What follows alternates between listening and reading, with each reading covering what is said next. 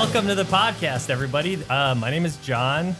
Benny, say hello. I'm here. Hello. Benny is here. Raf, say hello. Rafi. I am here too. Campaign, hashtag Rafi. Raf, still Rafi. exists. Wait, what side am I supposed to be on? Am I supposed to be on Camp Raf or Rafi? You What? can make up your own mind. He doesn't even know. I've won. Raf's confused over what camp he's in. Rafi. I thought I'm you said supposed Camp to be Rock Rafi. for a second. That's why I was so confused. Oh, Camp Raf or Camp Rafi? Okay, I'm supposed to be Rafi. I'm sorry. And Keep going. between Raf and Benny today, we have Brandie. Brandie, say Yay. hello. Hello, I have no camp. I don't You know have what this is. Brandie. Well, in the first episode, it was pointed out to me that I've referred to Rafi as Raf for our entire personal and professional Rafi. existence. And Benny seems to have a problem with that, partially because I don't call him Ben, and I think it's a little bit of jealousy there. But I'm trying to slowly convince the audience to start leaving hashtags Raf and calling Raf in the comments instead of Rafi. This is the brand new show that we've started doing to connect to the 5% of the audience that we think may actually care about behind the scenes stuff and production, knowledge and how we actually pull off what we pull off here on a week to week basis. As in that we appreciate that anybody wants to watch this. And so since you have arrived and you are watching, we very much appreciate it. There was a chance it might have been less than 5%, but it feels like this 5% idea has been adopted, and people have been using that hashtag. And Yeah, even at VidCon, 5%. we did meet some people that said, I'm part of the 5%, which was pretty if you're listening, great. leave some comment That's somewhere. cute. It's like, yes, I talked to you about the 5% at VidCon, so we know it's you. It's much better than the 1%. Yes, Oh, well. they're dangerous because it might actually be closer to 1%, but 1% has very negative connotations. That's right. I also like 5. noticed though on Instagram, 5% was like a trending nutritional supplement like a year ago. And so when I was clicking on some of the like 5% family like hashtags, it was all like super buff like dudes and women that were Wow, That could look be at the the demo. family. Yeah. maybe maybe they actually are listeners, and I'm second guessing that they're actually fans of this podcast. But anyway, we know that not as many people as those that watch our shows are interested in stuff like this, but hopefully we can still give back to you that are by answering your questions and giving you more insight and feedback behind the scenes of what goes on here. So that's why we're doing what we're doing. In that vein, we have Brandie here, who's our head of alternative television, and TV is actually a huge part of what we do here that you may not realize if you are only watching what we do here on YouTube. Or if you don't live in America and probably couldn't watch it anyway because of how archaic TV kind of still is with distribution. Another one of Right. those we're so sorry's, and we apologize that happens kind of things. I mean, it's not just TV. Like when I go to Europe and I want to watch a certain show on a Netflix, or it says, sorry, you can't watch it in this country. So it's not even just, TV is hard to watch elsewhere, but even Netflix and the streaming services, you go to other countries like, nope, blocked in this region. So for those that are listening or watching, what is head of alternative television? What does that mean? So I head up pretty much like just the TV department here in terms of both developing new shows and selling them and then making them. And alternative TV is that, because I know some people wonder what is alternative TV. Like, wait, does that mean because it's on a different device? No, what alternative TV, I keep hitting this, I'm sorry. I'm a newbie. What alternative TV refers to is it means like both unscripted or hybrid, like sketch type shows. Because like things like a late night show aren't considered unscripted because they are very much scripted with a whole team of like a writer's room. So it encompasses many different genres. Also deals with TV networks and SVODs and stuff like that. Oh yeah, it's all long form content, and it's of course the lines of what is TV are blurred now because of SVODs and TV networks, but so I like to say it's long form content. So whether it's an NBC or a TBS, an MTV to an Amazon, a Netflix, it's all of that. If you're not familiar, SVOD, I know, I was just about to say, like, we're starting to use terminology and I want to explain it. Yeah, subscription video on demand. So like Netflix is probably the most famous SVOD, but YouTube Red is an SVOD, as is Full Screen's platform is an SVOD. Yeah. So that's kind of become a new buyer kind of Then in in this space. comparison, like YouTube general, like the free part of it is AVOD. Ad supported. Yeah. Yeah. There you go. There will be a quiz following this podcast. Oh, there better be. And how long have you been here? I know the answer to some of these questions. Brandie is looking at me like, why are you asking me this stuff that you really should know? But I'm also trying to be the voice. I know how interviews work, okay. John. Okay, it's well, okay. I'm making sure that. You're an idiot, God. But yeah, so you've been here for how long? I have been here for a little over 2 years. And right, yeah. yeah. And prior to that, I was just producing television and Give and the also list, Brandie. shows I've produced over the years include Big Brother, Hell's Kitchen, I'm a Celebrity, Get Me Out of Here on NBC, Rob Dyrdek's Fantasy Factory. But yeah, I've done a lot of fun shows, things with magicians, things with photographers, like all over the place. Yeah, and it's been really great of like expanding different things that we're doing at the company. But one of the things that we always talk about and we remind the audience whenever one of these opportunities happen for the company and they might not be able to see it is that I think there's a lot of fear that we might not be continuing to do what we do with YouTube. And it's always like, nope, we're always going to continue doing what we're doing on YouTube. This is always almost like a separate part of the business that we're making these shows that hopefully people are going to have access to. Sadly, a lot of people don't, and we're sorry. And but it's just another great way because YouTube is a place that it's very difficult to do projects that are larger scope, larger budget, need large crews. And it's been great working with Brandie. We've had a lot of success of making various shows now for various television networks. And now we have various ones in development that I don't think any of them were allowed to exactly say where and Not what. exactly what right? it is, but I think we can We say can say where. Yeah. We So currently give them the list, Brandie. What are we in development? What networks are we gosh. working with? We're currently actively working with TBS, USA Network, and GSN, and some other things, in discussions and whatnot. It's also legitimizing in the sense of trying to shed stigmas about what all this is. Everyone listening to this, especially if you're listening to this podcast, you know a lot about YouTube, and you know a lot, and probably. And you respect it. Love a lot of the creators, respect the talent that's on here. That is getting better and better with time, but without companies like ourselves and many others out there doing the same thing that are actually getting shows off the ground like this. People, anybody that's had a show now, from Grace Helbig to The Annoying Orange with like Dane, Rocket Jump on Hulu stuff, Rhett and Link that had an IFC show. All of these things have been actually really beneficial towards the idea of bringing what is considered like, is this relevant content that is being made on the internet on YouTube, and is it stuff that people would ever even watch somewhere else, of the types of things that these people would create. And so we're all trying, it's been like a bridge builder in a lot of ways of trying to be like, there's real content online, and the people that are online, if they want those passions to be able to make things even on television, I think that's been one of our big passion points, is to be able to be like, if people want to do that, maybe we could be somebody that helps bridge that. So that if we get television shows, that means if they want to get television shows, nobody will go, you can't, that's impossible. Because we've been in meetings back like 10 years ago when we first got to LA, where we'd have giant networks and we'd go in and they would literally like stop us in the middle of the pitch and be like, wait, you guys just like make stuff online. Why am I in this room? And we literally had meetings with networks like that. And now that stuff never happens anymore. And so I think you should name the exectives. Well, actually, never mind. They probably have all been fired since. But that's it.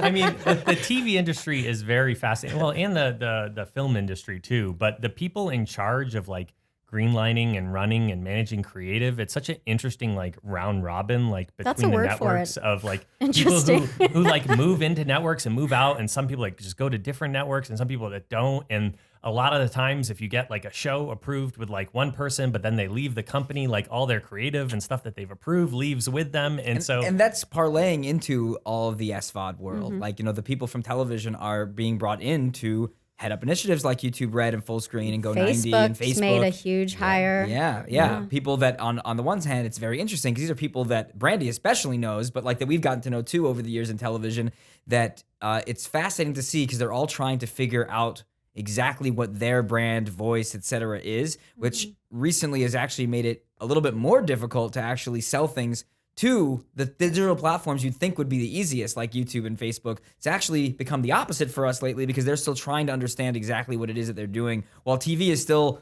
a system that has been there a long time, and there's interest in what we're doing because we've established ourselves in that medium, but also like we do have all of you guys, and it makes it a different type of thing to attempt as they're trying to evolve their businesses, and we can all be part of that or not. But again, to bringing it all back around again, because of all the comments we would get when we talk about our Nickelodeon show back in the day or the True TV show, you're leaving YouTube, you're leaving YouTube, you're leaving YouTube, or Celebs React is happening, YouTubers React is over, or whatever else might be going on. Nothing's ever going to stop, and unless all the monetization disappears from YouTube entirely, that forces you to leave. Right. Unless that happened, everything you're getting on YouTube is just going to always still be there. The television stuff never takes away from that. It's only additive to it.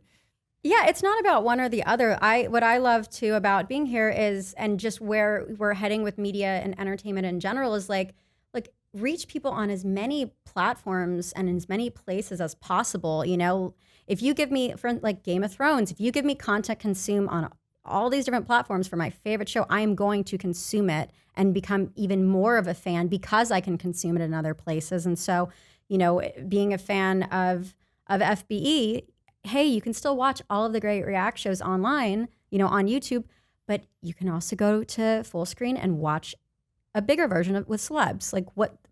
I don't see the problem. Yeah. I think it's great. So we're going to get to some more TV questions and stuff too, and hopefully just some general questions that have come in from the fans that Brandie can answer as well. But a question that did come in was, how do I send questions, was a question we got for these podcasts. So well, it worked. They sent a question just by asking that question. Exactly. So hopefully you've answered your own question just by me reading this on the air. But I joked about that hashtag FBE podcast earlier in the day, but really that hashtag is what makes it easiest for us to find those comments, whether it be in YouTube or Twitter is a great way to stand out too with that hashtag, or in our various Instagram posts. We haven't been spamming all the social networks with podcast promotion yet, so there's a very high likelihood of standing out, especially on Twitter. So anyway, when you say us, you mean you. Yeah. So that you can find it currently. If you also just yell John, no H, because if you put an H in John, I'm not going to listen to you. But if you call out John, there's a good chance I'm gonna find what you're talking about. Let's get into a little bit of a response from last week's episode. The number one thing I want to say about last week's episode is BTS is a very confusing title to use in the video. And it's the type of thing that, like, I did end up seeing those comments, and some of them were like thinking that was done purposefully. BTS, especially like inside of what we do in production, completely means behind the scenes, and we don't even think about it until after the fact. What was the confusion? Oh, there's a huge... You shouldn't have said that, Brandie. Brandie, big mistake. It's like the biggest K-pop band, arguably, is BTS. So if you put that in a title or even the text in a thumbnail, you're going to get armies that descend on you just made a mistake there. What? You can't say armies. The BTS army is the fandom. They call themselves the army. Singular. Army. Singular. But yeah, it was like, I love it because it shows how much of like, and we know that we have an amazing K-pop fan audience that watches the channel, and so they're there, and it almost just made me feel bad in the way of being like, oh, we weren't talking about that. But a lot of them seem to actually enjoy the podcast, so they came thinking we were going to talk about K-pop, but they actually enjoyed the show. And the segue's too good, so spoilers, if you're not wanting to hear spoilers, la la la la la.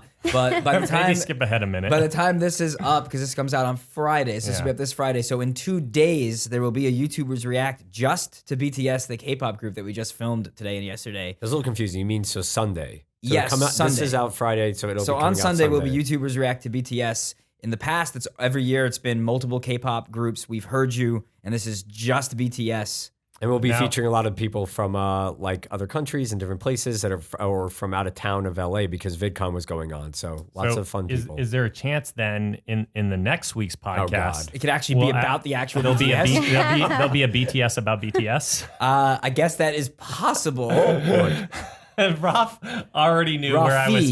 He already knew where I was heading the second I started bringing that up. Also, there was a huge Plymouth Tom contingent that showed up in the comments the last week's episode. We towards the end of the episode, we'll come up with a hashtag that we just like talk about, and the people that hear that hashtag, they put that in the comments, and then So we know they actually listened all the way to the end. all They the way actually through, they and then stuck we it out. potentially shout them out in the yeah. next week's episode. I was going to say, do they get a prize for that? Well, That's yeah, a- we tried A shout out. Yeah, Okay, that's or cool. as many as we can, Yeah, because there were a lot. There this was like time. over 400 Plymouth Toms in that's a last lot. week's It's like episode. 400 of you have listened to the end, And- that's amazing. And know that Tom's not really from Boston and he's from Plymouth. And Yes. And some of them even saying I went over to his video like I asked and left Plymouth Tom in the God damn have we it, comments. asked Tom John. how he feels about this now? He was on the podcast. Well, I know, but after the fact, have we just Well- followed up with him? Well, we'll find out. He made the announcement.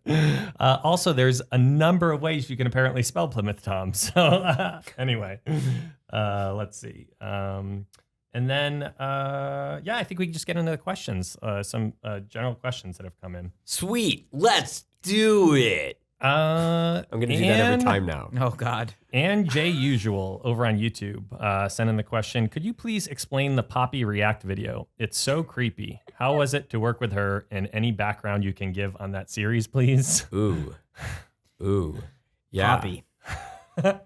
What do we talk about? Like which video do we talk about? There's been many. Poppy is Poppy.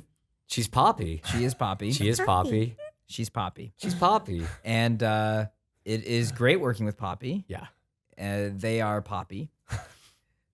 And they're Poppy. And what you're seeing in the videos is Poppy. And so I think generally it's been like, you know, in the sense of more recently having some of these reacception kind of things, Baby Metal, Linkin Park with Mike Shinoda, having these different things, and then like they kind of have played inside of what you would expect. And I think Poppy was a very interesting thing of just being able to do something that once we ended up doing the episode, and then it becoming that just like other people, like Poppy emerged, and to there make us known that she had seen it. right. Then it was a great opportunity to have fun with that kind of thing. Well, of I don't what know. I can we mean, it's do. just Poppy. You don't say no to Poppy. No, you can't. I'm She's- afraid to. Don't say that. She's Poppy. Right. There's no afraid No, or love there is or no fear, fear. or No hate fear, or love. Just Poppy. Just it's all Poppy. Well, you're getting a lot of background here. The thought potentially is that Poppy remains in touch, and this might not be the end. Yeah. But for now, you've seen Brandie, what's come out. I'm gonna try and talk to Brandie about this subject. Brandie, what were your thoughts the first time you saw a Poppy video? Soothing voice. ASMR kind of. Yeah, for definitely you? got the tingles. ASMR vibe. I feel like working here, nothing quite surprises me anymore. And so while it was different than what I'd seen, at the same time, I was like, okay, I get what she's doing. Cool, like good for her. And she is, I think, a big part too of, visuals are always like such a huge part of what kind of it draws people to someone. And she does have a very engaging face, and the way the image that she puts out there. And so I get it. I mean, I think it is. And it's also like, what's really going on behind the scenes there, that kind of mystique adds to it. So I think it's cool. Like, I love that she's committed to something and going for it. Have you heard any of Poppy's music? I think I did hear a song. I don't remember now what it sounded. I can imagine what it sounded like, but I honestly don't remember. We watched so many strange things for Celebs React that for some reason, all that's popping in my head right now is that I Am Your Grandma. I am your grandma. I knew you were going to say that. That one, and then the other one, the ice cream. Little Baby's ice cream. Yeah. Oh, I have the Little voice for Baby's that. ice cream. Those two are stuck in my head right now. So Actually, I noticed from the latest episode, it was going to be part of my segment later. The latest episode that is kids reacting to Poppy answering their questions. Right, was of the idea of a little bit of BTS behind the scenes. Clarify every time. Of the idea of how did the kids how did they not seen her answering already? And that sometimes, like depending on timing around this whole reacception thing, there's an element of that we're able to have something ahead of time. And how would you explain that in a simple way? Well, let's be fully transparent about it. In this Yeah. specific instance, because people were wondering, like, wait, how did they not see it? it took a while to put together because we had to send the questions to Poppy, and then Poppy had to send them back. And then specifically because it's a little different when you can even see with like the Linkin Park with Mike was here. He had, from what I understand, had seen parts of the video prior to coming in. So some of it was new, some of it was not. But you're still, when you're, at least in my opinion, when you're an adult, whoa, something just happened upstairs.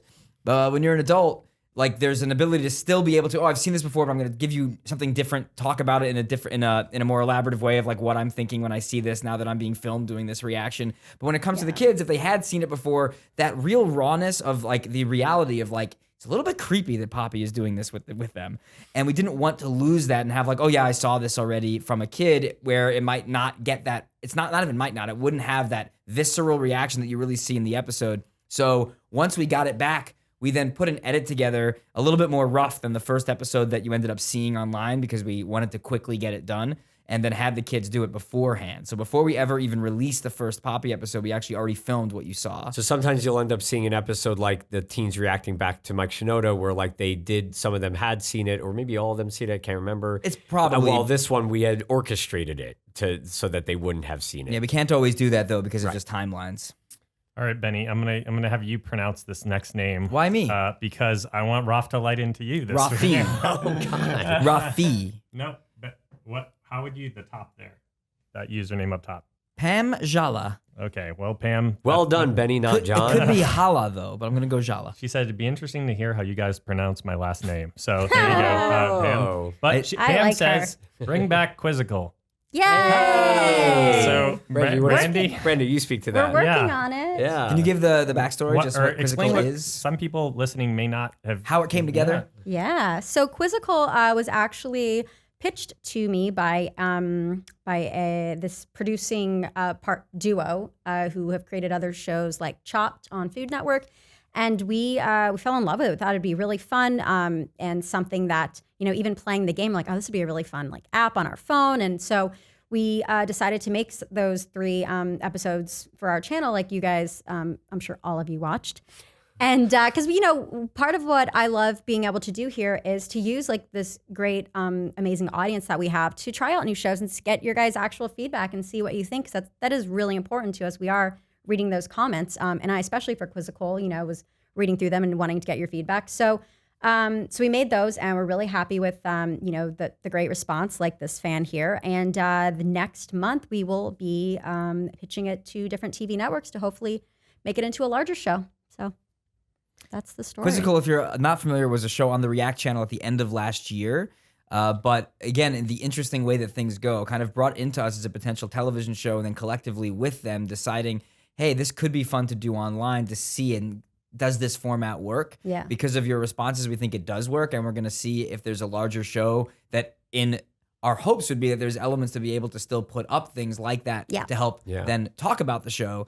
But if not, it's not an impossible thing that Quizzical might eventually circle itself back digitally, especially if you do figure out an app or something. Because that was so many of you guys. We had that like nugget of a thought, but we weren't like focused on it. And then organically, there were so many comments left about like, I wish this was an app. And we were like, oh, right, that app idea. It would totally consume my life, just like Candy Crush used to if this were an app. I still play Candy Crush. Does that make me weird? I had to delete it from my iPad because I got a job here and you're not paying me to play Candy Crush. So.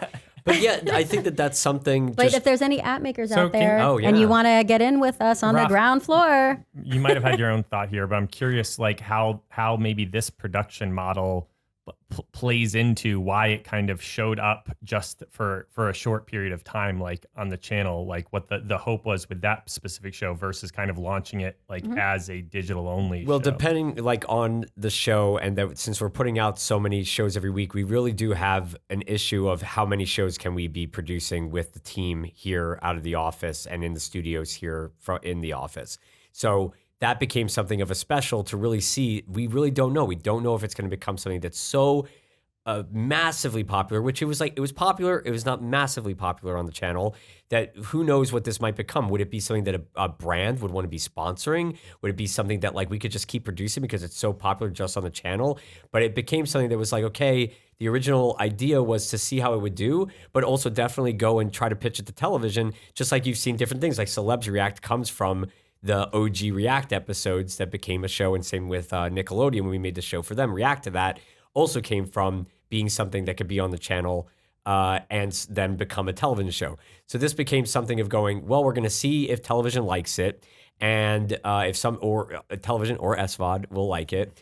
And then depending... People with money. If people with money like because it. that was the idea. Like what you saw online was also the smaller kind of version of what we could produce here out of the building versus the idea of what would be some big fun, like, shiny floor game show or something. Yeah, and we had to do television. extra time. Like in order to pull that off, like we had to like not produce some other content to fit it into our pipeline. Which you guys didn't notice, yeah. But we were like, nope, we're not going to be able to do this or that. And people had to do overtime to do it. Built a new set.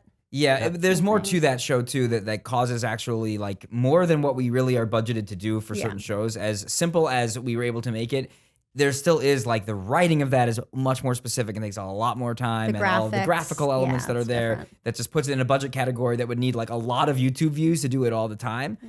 So we'll see though. You never know. Yeah. And that just a little more, tidbit. So that process when, tidbit, trying to, I love tidbit. I say it all the time. He loves the takeaway info. So what you usually call that, like if we try something out online, with the hopes of bringing it to, taking it to a larger format, to a larger buyer, is called incubating an idea. So it's my incubator. Moving on to Twitter, kind of a combo question from Big Sister and Ubens Herrera. Big Sister was like, what was the moment you guys needed, you realized you needed more employees than just the two of you? And Ubens said, when did you guys decide you were going to create the company? Which is kind of like a little bit go hand in hand. Which one do you want, Ruff? I'll take one, you'll take the other. I'll take the first one. You just called him Roth, by the way. Rafi. The proper response, subliminal campaign. The proper response, Brandie, was for you to jump in and go, Rafi. I'm going to edit all of the Rafis out, Benny, and it's going to look like you're in total agreement with me. I'm even having a little, like, it might be not perfectly right, but like, the same kind of messaging and thoughts that we were having for other people, because we wanted to make more content and we wanted to be able to put out more shows online. Is when we started even then realizing what was some of the impetus in our minds of like how and when do you arrive at these things that now we give as advice to other people, which was like literally just being able to have another person, and it was an editor, right? Well, it was going to be, and then the answer to the next question ended up happening around the same time, and we didn't really. We had a few people like freelancing out on little testing, and then my music happened in the middle of all that. But the idea was like, how do you just save some time? And I think that, and we try to give that advice is like, if you can bring on somebody to your operation, if you're wanting to do more, if you're happy just doing the one thing, I would go farther than that though, especially some of the conversation we had at VidCon. It's not even just that; it's to avoid burnout and not be killing yourself having to edit all those hours.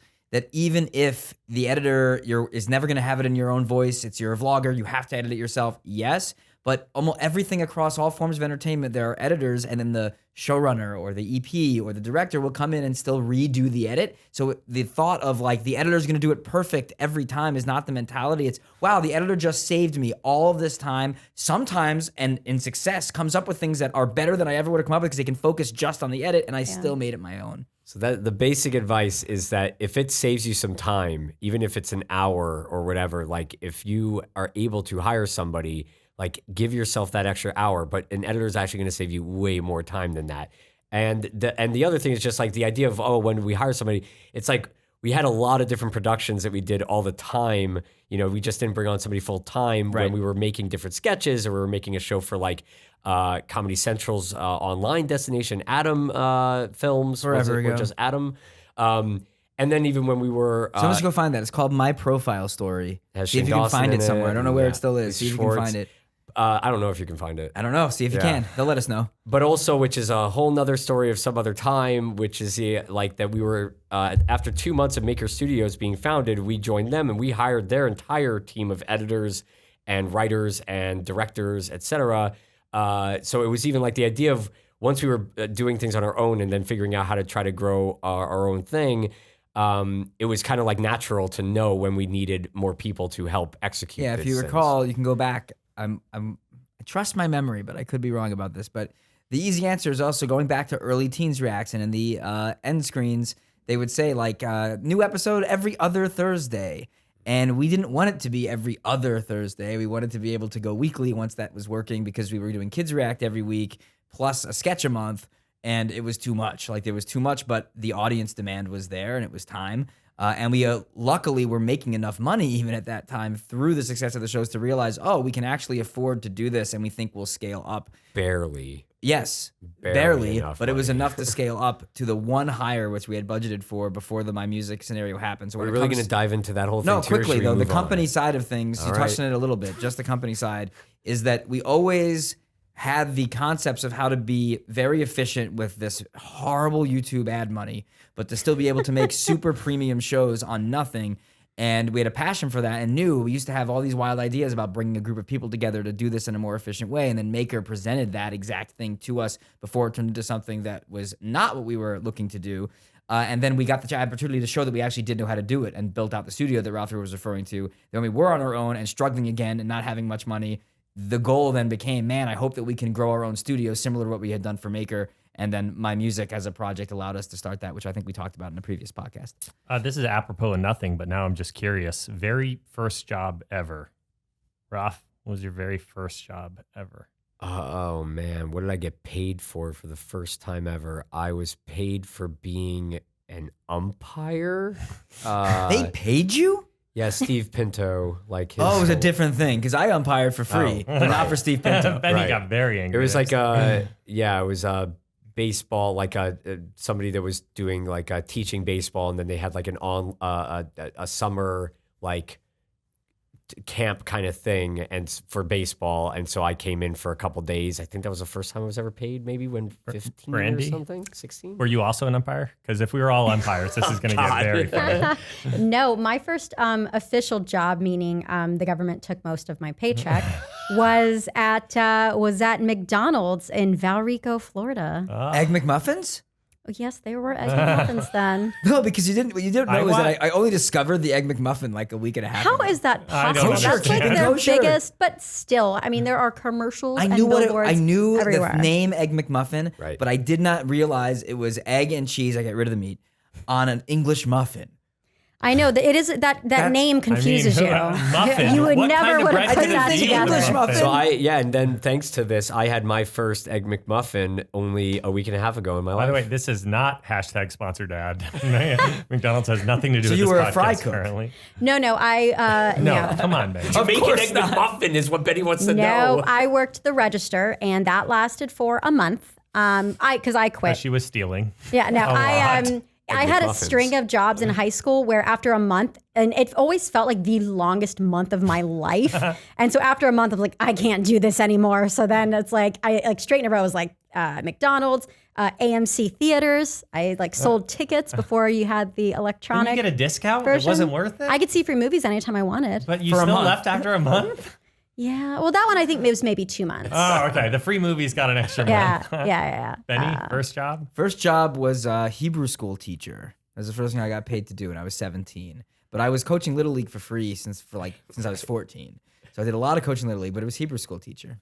I worked at Wendy's, so Brandie and I are in the fast Hey! food. We have the Hogwarts like schools up there, but I also almost want like industry like Fast first jobs food, yeah. and figure out who are all the people that spent like their first jobs in fast food. Josh, what was your first job?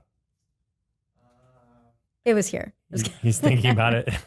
Do you not remember your first job? Well, I worked for my dad for a while, editing the home videos. I Wait, spent my summers learning Oh. software, and then I would do like our your dad paid you to edit home videos? like $5 an hour. It was like that. Because he worked as a I don't want to get the labor unions involved, but I'm Whoa. pretty sure that was this on you the were books, Josh? underpaid. Was this taxable? What? So he made you counts. fill out Your the dad W-4? took out taxes for you? Need to learn. Need to learn how the world works. Horrible. Horrible. That's the funniest thing I've ever heard. He His didn't take out dad taxes for shoveling dirt. Okay. He would just show up with like 12 yards of dirt. is and I would just, like, Josh's figure dad taxed him for editing videos. That's amazing. I actually used to do some of my dad's taxes for his business when I was like 15. You're like, Dad, I have no idea what's going on. It's like, oh, you just write it in. Raf, do you have any feedback from? We're moving on to yeah. the segment that Yeah. amazingly, like we were People waiting seem to like it. It was being referred to a lot as, I liked Raf's segment, but it's Rafi's segment. Hold on. Understandable. By the way, his full name is Raphael. Right. So Raf actually makes a lot more sense than Thank you. Rafi. Thank you, Brandie. But Rafi That's is what my that's parents. one. I'm putting what one our in my column. Well, they're That's wrong. what they called me. The thing is, I But call my it. parents called me that, Brandie. It doesn't matter. Millie always called you Rav. Oh my God! Can we just Oh. move on? Now we're moving on. But yes, like let's see how everybody, if people still like this segment. We were gonna talk about Poppy. That was gonna be the first one. But also interested with of what other segments you might want to specifically touch on, because I don't know if there is something about being what's specifically about going on YouTube in the sense of maybe algorithm stuff. Yeah, that we were thinking might about do, maybe we or- would start doing one YouTube related thing. Right. Talking about features or Well, issues that the it site's could be having. a tip.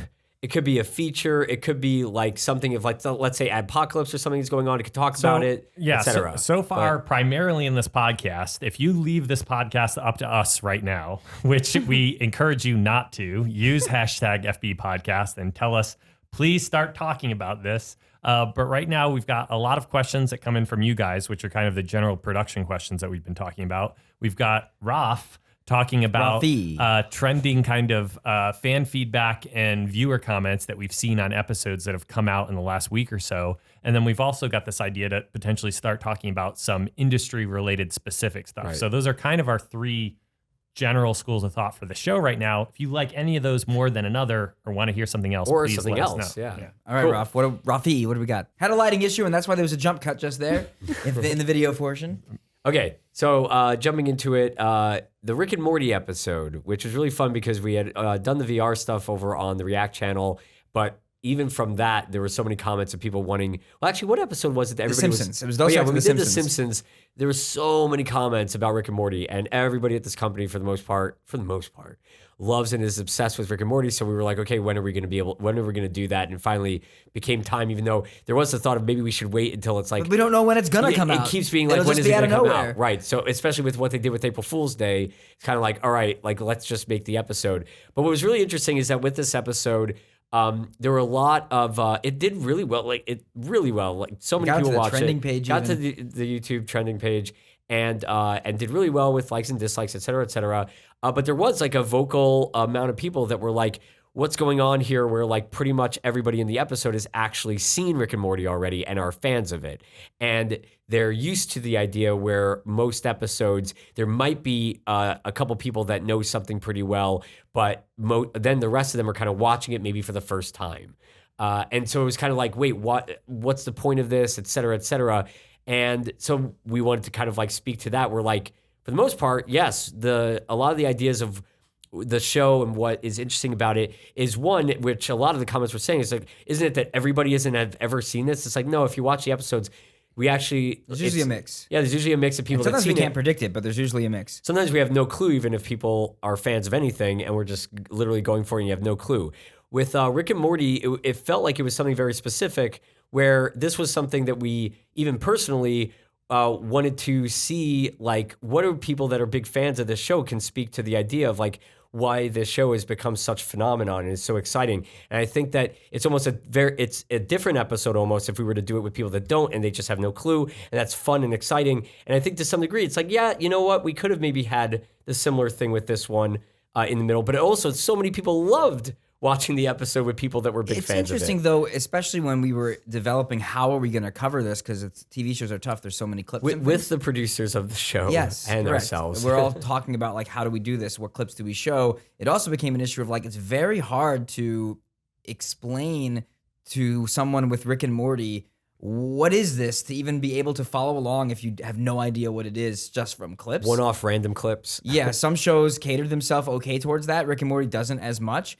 And generally speaking, outside of this, so I am interested in that concept of where there is something of let's have a conversation about why people love this show is kind of the angle that episode had versus what do just people think about this show completely from all different sides of the spectrum. Kind of in a way, it's not like some episodes don't do this. When we have the elders reacting to the Beatles, it's not like Right. everybody's who are the Beatles? It's Correct. no, it's that's And part imagine of that the too. You also need to interest realize of it. that when you show something and every single person has no idea what it is, that's a problem in a similar way to if you do something where everybody knows what it is that some people were feeling in this episode. No, that's a good point. Is that it is that we've also dealt with the complete Way worse. opposite, Yeah. where when there's nobody in the episode that knows it, then everybody in the comments will be like, "How is it possible that nobody knows what Rick and Morty is and they haven't watched it yet?"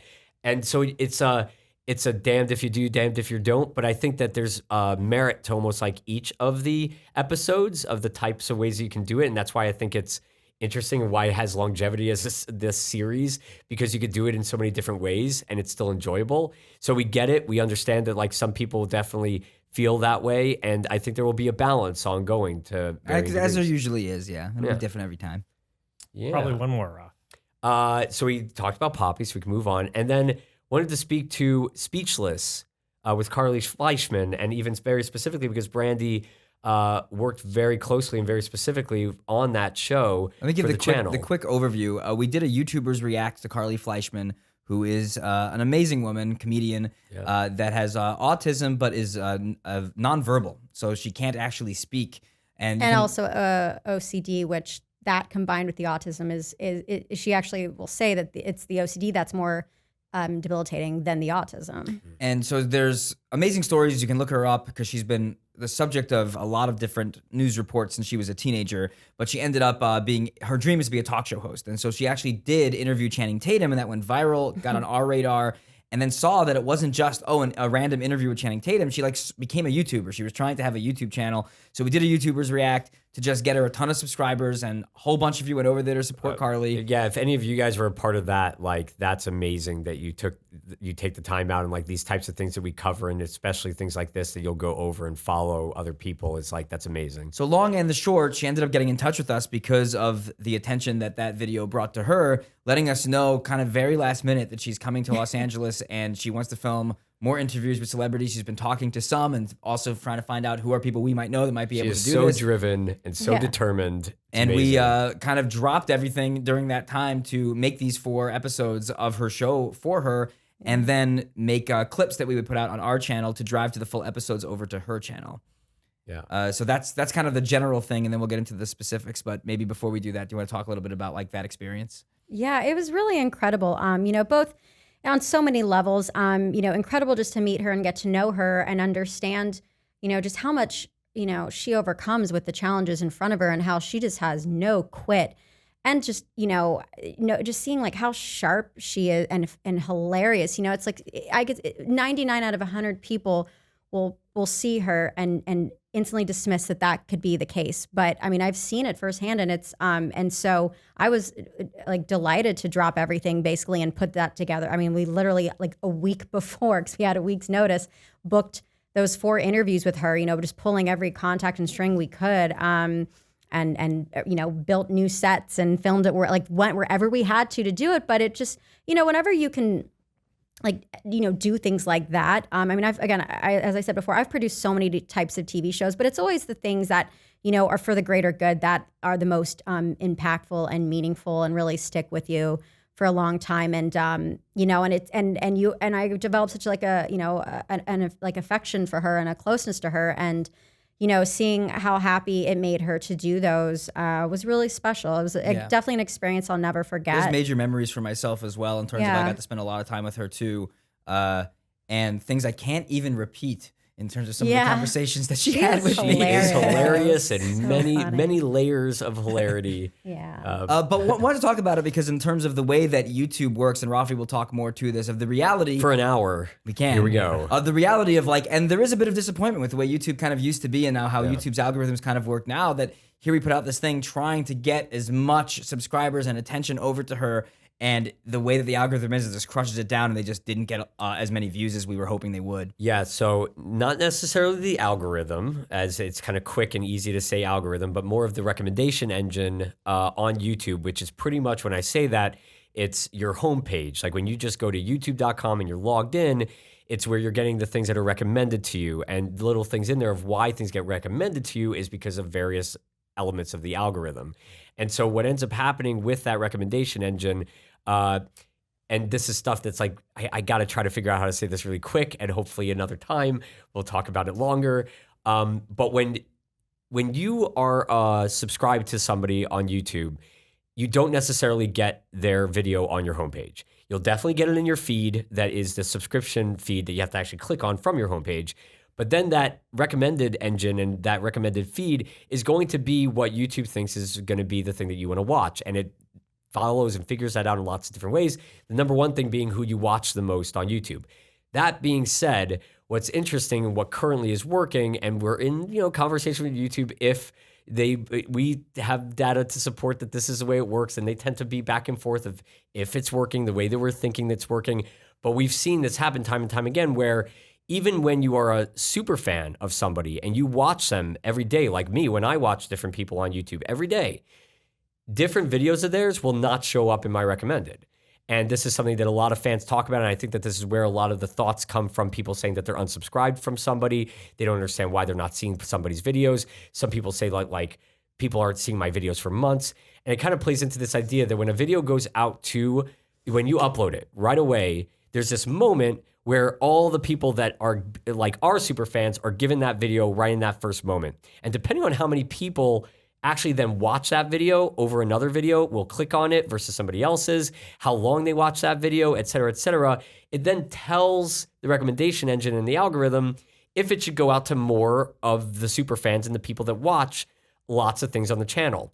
And if you end up in a scenario where there might be like all these other people that might have checked it out and might have been excited to see it, no matter what, it doesn't go out to everybody like it will. Like if we make a laugh challenge episode and so many people want to watch that, et cetera, and it will go out to so many people, and it'll keep being okay and stay there, and more people will be able to decide if they want to watch it or not. And there's a lot of variables to it, and that's why it's hard to do anything different, and why you usually see a brand new thing from a lot of creators you might follow always get less views, because metadata impacts this too, with the idea of like, this isn't Teens React. Since it's not called that, it might not go out to as many people even in the moment, correct? Right. The recommendation engine will understand to various degrees the types of titles and words that you use. So if you're using a completely different set of words and titles in your title, it might not show up even like I'm just talking about for super fans, because it thinks it might be a completely new thing, and it's not necessarily something that people want to watch. Even this podcast. Yeah, like the podcast has varying degrees of that too, that once it gets to this place that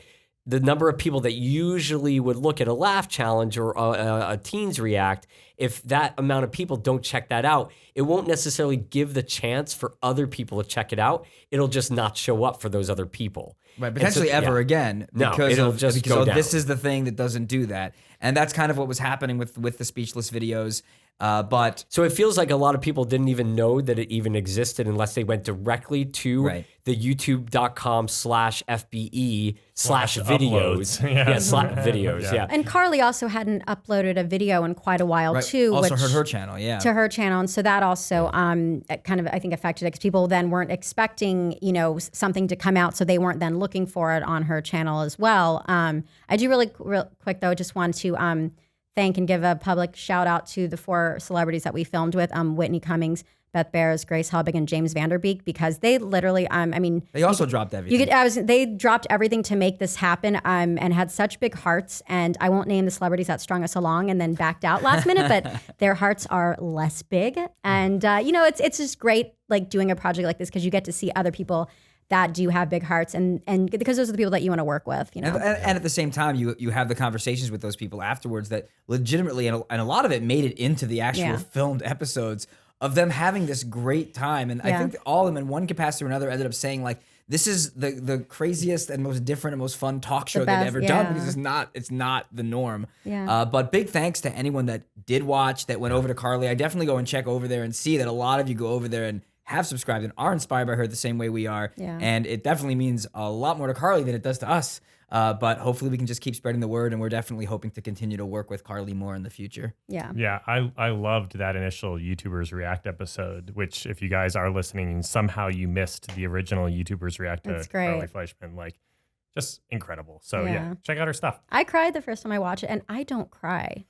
She doesn't. Heart of Stone. We were at her wedding, no tears. No tears. She just stared down her husband. I actually watched back the video of my vows. I was like, God, I sound like a cold bitch. No. It was a beautiful wedding, Brandie, and like we told you, it was beautiful, and the most fun wedding I probably right up there is one of the most fun. Thank you. Your personality but he's like, for a second, wedding. He's like, oh, other friends. Definitely listen to this podcast. Loved your weddings, guys. Great weddings. Brandie had a good wedding, though. Thank you. I was just trying to keep it together. Yeah. I wanted to be controlled. I didn't want my makeup to run, and sorry I didn't cry, husband. You were crying on the inside, like my cocoa intolerance. Sure. Do we have TV questions for Brandie, or are we out of time? No, we're out of time. Ben. Oh, no. We're running out of time. Any company updates or thoughts? Obviously, we successfully made it through VidCon. Does anything stand out in terms of? I mean, yeah, it's another one of these things that could be a whole conversation. But I think like highlighting very specifically, both like across the board of the staff, the reactors, and then the fans coming out and being a part of the booth that we had at VidCon, which was I hope some of you were following along on the Instagram stories. It was pretty crazy awesome. I was, and I was very sad to not attend this year. There was lots of FOMO. It really Lots of blew us FOMO. away. No, I was too busy with this. Oh, what a horrible thing. But it really did blow us away. We had no idea of like trying to do something like that, if anybody would even show up. Like Mel, who was on the first podcast, she talked about at the company meeting, how like truly at 8 a.m. when we opened on Thursday, there was a moment of like, is anyone really going to care about this at all? Yes. So we really went in there with not knowing. It wasn't with like low expectation. It was true. I don't know. Yeah. We had no data. We had never built a booth before. We had never had any kind of real life, like, a company presence in that way. And we will end up putting out a kind of a montage of sorts of It's showing gonna take us a lot. while. Give us some time. Yeah, give us some time of being able to put out a video that kind of shows a bunch of stuff that the company was up to at VidCon. If you couldn't attend, just showing some like of how amazing it was, and just try to show off even a lot of the fans, if you're out there, that did come to the booth. Like maybe we'll be able to get some of your pictures and different things in there. But it was a pretty amazing experience and moment for the entire company. We all were so excited, and we all worked so hard to try to make that as good as possible. And it seems like people liked it, which is awesome. And there will be, because we posted some pictures from the booth itself, and there were some people online asking about the merch specifically. There will be a store in the next week, I want to say, that's going to be online that you can check out, and there's going to be buttons, laptop stickers, and shirts in there originally. I'm trying to figure out some different shipping options right now, because right now it's the same rate whether it's a button or a shirt. So I'm hoping I can figure out a way to make that cheaper before we roll it out. But yeah, it will be there, and I'll be listening to your feedback on that too, in terms of like what you guys are most interested in or what you're looking for. But I'm psyched to get that online too, because I'm wearing it. If you see the video, you can see our shirt, which is the Shameless. So shameless. Shameless, FBE John. logo. I walked in, I saw it, made and I was out of like, other oh boy, logos. Shameless. already. Shameless. For an upcharge, we'll autograph it. What is happening? Shameless. None of this has There been will talked be no about. upcharge. I'm just Brandy- kidding. For a discounted shirt, 'cause I'm now gonna you don't draw want all that. over it. Brandy will sabotage every shirt on the inside and write her name. Yeah. But I think that's it. Any final thought? I mean, we got some shout outs from the Plymouth Tom folks from the last episode, but we don't have a hashtag for this one. Oh man, we need the what's hashtag. What's our episode 3 hashtag? Egg McMuffin. Oh, McMuffin. Oh my god. Wait, It's that's gonna very look. It's too sponsored. It's That's too very sponsored. sponsored. That's not gonna work. We got Just to make a hashtag ad at that point. Like, come on. No, we can't use that. How about we do hashtag speechless? Oh, Get some- So Speechless that is people good. maybe will go, Yeah, Yeah. let's remind them to get out there. I like it. and- Speechless Yes. was the name of is Carly Fleischman's talk Yes, show name. So if Speechless you with use Carly hashtag Fleischman. speechless, we'll pull from some of those folks for the shout outs next And time. if I can leave you with anything, is to make sure you do the Macarena at Wait, least stop. one time this You're week. not God. making- this is not. Just saying. I'm just saying. Do the Macarena sometime this week. Why is that a thing? He's going Mean Girls. He's trying to make it a thing. You can make it a and thing it's if not you gonna be a really thing. try. Oh my So, guys, you should have a piece of paper next Yes. to you. No. We're gonna The Ford's do, lava, no. We're gonna do one column from each. So I apologize. This is not everybody, as we said. There were so many Plymouth Toms, so this is just unfortunately a small sampling. I don't even know what I'm We're gonna looking do one column of Twitter, one column of YouTube, and then one column of Instagram. We also got some countries that people were watching from all over the world, which was so Ooh. incredible. So we'll do some shout outs for the individual For countries countries themselves themselves. at the end. With Twitter, which one are we reading? Their We'll name go Twitter or- first, and we'll just go Just around. names, not handles. Yeah, Oh, just names. So I'm gonna start. Cameron Christ, Eric Sergio Andres, Fernando de Luna, Felipa. Ian Mall Lion, Lexi Frost, Micah Cool, Mike Boggle. Mo Bogle. Bogle. He actually Nancy- worked. He worked with me at Disney. I know. Nancy and I messed Leon. up his name. Pellsworth, Ria Matre. Robert Oliver. tacos all day. Yeah. Taylor Bubbles. That Girl Ale. The Ooh Cat. Ubens Herrera. And Virtual X6i. Okay, let's go through the first column of YouTube. Abishka Y. Andrew Fernandez. Ashton Trammell. Black Star of Night. Raya. Chris Bradley. Cole Anderson. Cubicle Fox. Yeah, boy. David Holden. Dusan Radomirovic. Well done. Dylan Ward. Philia Kim. I realize we're alphabetical, so I'm going to jump to the other side and mix this up. Summer Chart. Sylvia Pelletier. The BTW Low. The Rob Jr. Experience. Tom McKeown. Wonderton. Yixian Tan. Jaj. Oh, this person asked how to pronounce their name, huh? No. Oh, that's a different one? That's a Oh, Zia JKA. Okay, now let's go to Instagram in order, please. Thank you.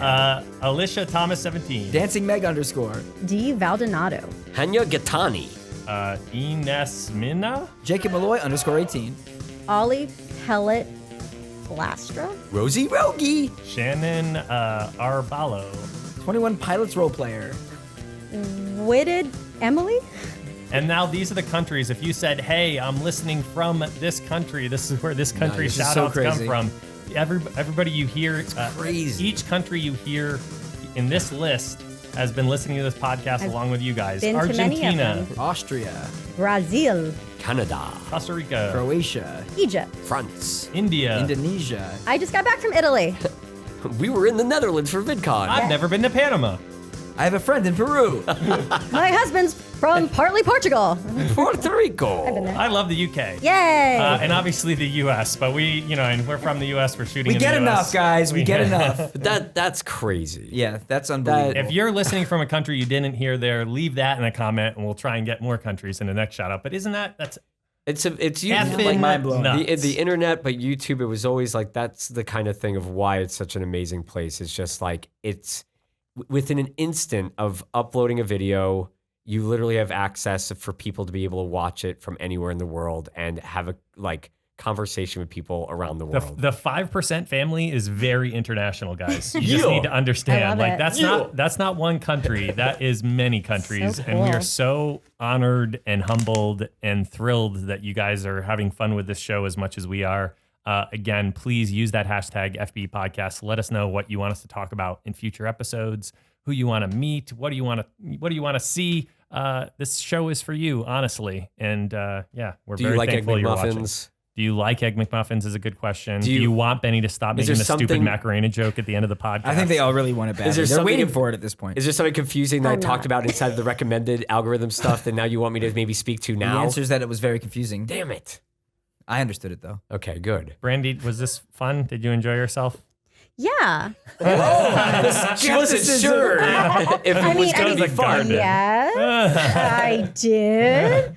No, it was great. I would like to. We should talk about shows next time. Some more shows. It's a cool side of the business that you guys should know more about. So, Yeah. and whenever you see our tweets promoting some of these other shows or some of these other networks, now you know who's the face behind a lot Follow of them. Brandie. You can Yeah. see her links across places. What, Oh, yeah. Where can they find you, Brandie? Oh, you can find me on Instagram at btuckie, Tuckie. On Twitter, it's my name, Brandie Tucker. And yeah, you'll see a lot of BTS behind the scenes from our Oh, no. shows and shoots. As Not well a lot as of K-pop, but a lot of behind the scenes. a lot of stuff that FBE TV is up to, and other You're amusing posting ramblings. so much from the Celeb Direct set, I know. Yeah, so had a lot of good lot stuff. of kind of in personal behind the scenes stuff. Yeah. So, all right, guys. Well, we'll see you next time. Thank you so much for watching.